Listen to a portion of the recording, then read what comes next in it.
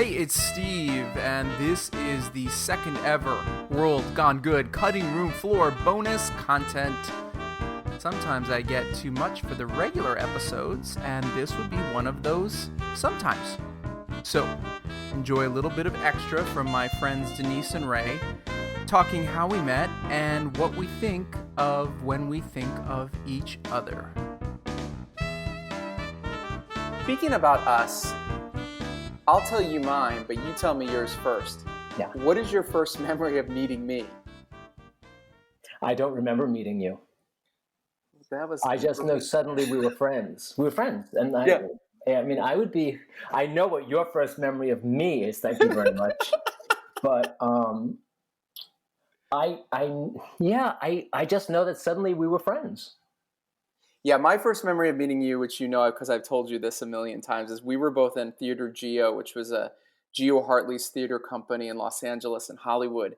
And it was like 1995 or 96, and I had my first one-act play selected because I was a writer. You were an actor, right, with the company? Yep. And you guys were doing this like pre-production, I guess, run-through. It was close to like the opening of these one-acts.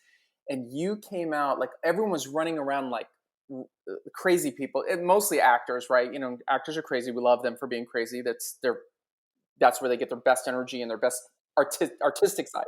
Important to note, I was the manager of the theater. Thank you. You were the manager of the theater. That's important to know. So you came out. I was in the very, very back row of the theater. I was sitting with Stacy, and you came out and you had a ladder, and you put out a ladder and you went up that ladder to look at something, a light or something, and you just started commanding people to do things, and everyone was running, yes, Ray, yes, Ray, yes, Ray, and you were like, you do this, I need that, you did it, and everyone was running around doing everything you were saying. And I turned to my friend Stacy at the time and I said, I could never be friends with a human like that.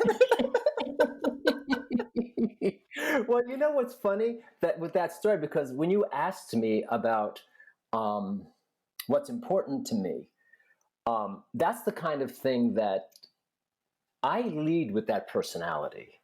And because I look very authoritarian, I'm very big, I've got a shaved head, because of my package, people assume. I had this conversation with a friend recently. I came right out and I said to him, why do you never ask me how I am? And he said, because I look at you and I assume you're fine.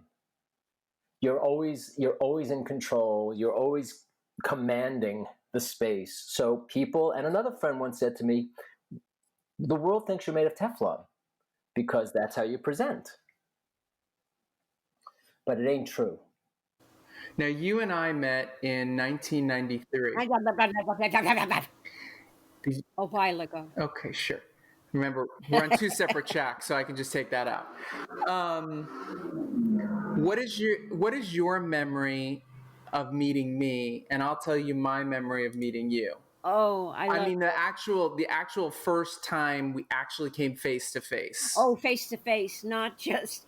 You won't believe it. This nut-house kid, this nothing kid, came out of nowhere, and he's not going to let me option something that he wrote unless I go do it in some fakakta theater out in Burbank, for God's sake.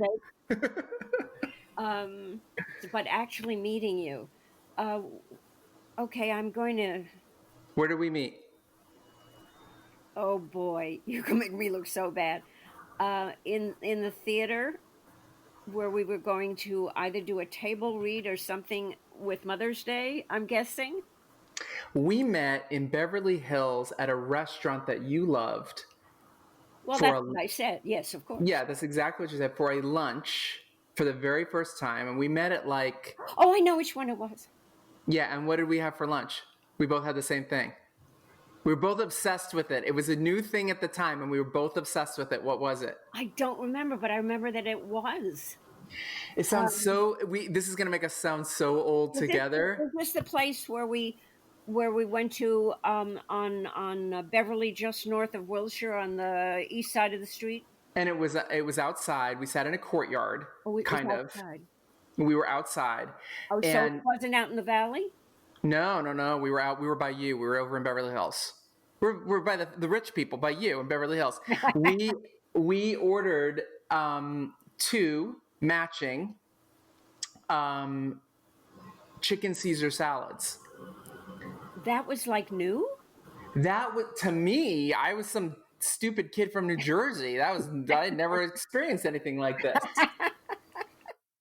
Now, on a lighter note, so that we don't get too dark here, there's been a lot of really, really funny and great times that you and I have had. What are some of the great times that you think of when you think of us? There is one moment in particular that I always think of with you.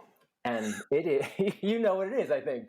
It is when we were doing All About Steve, a play you wrote, and I was in, you were in, and we had a scene, and it was supposed to be a restaurant nightclub scene where we sort of just were sitting and talking. And this person in the audience was, I don't even remember at this point what he was doing. I just remember our reaction of sitting on stage, and we just broke character and we just started laughing because he was making animal noises, wasn't he? I think it was his laugh, but it was like a donkey. It was of some exactly. sort. It was like and we just, and I'm a professional actor. I never break character. And suddenly we were all just laughing, and the audience knew we were laughing at him, and they joined in. That is always the first moment I think of with you. You made me laugh so hard the other night when I had my first bout with technology having to do with Zen Master. And it just had been a terrible week, and things were crazy, and the things that were happening with computers. And I said, okay, there, I have this guy in Canada, and he's really wonderful. He's my IT guy, and he's been helping me because I do this Zoom church program regularly, and he's been a wonderful help. And we went through the whole thing, and you were doing your Steve, being as patient as any living human being could possibly be when confronted with the absolute idiocy of the world manifested in one person. And you said, okay, you would talk to him. And I said, okay, I'm going to send you his information. And you said, okay, great. I said, Polish is his first language. You said, of course it is. I laughed when you said it. I laughed all night long. I had to tell it to Richard. It was one of those things. Your sense of humor just gets to me. Thanks for listening to the bonus content. Until next time, be good.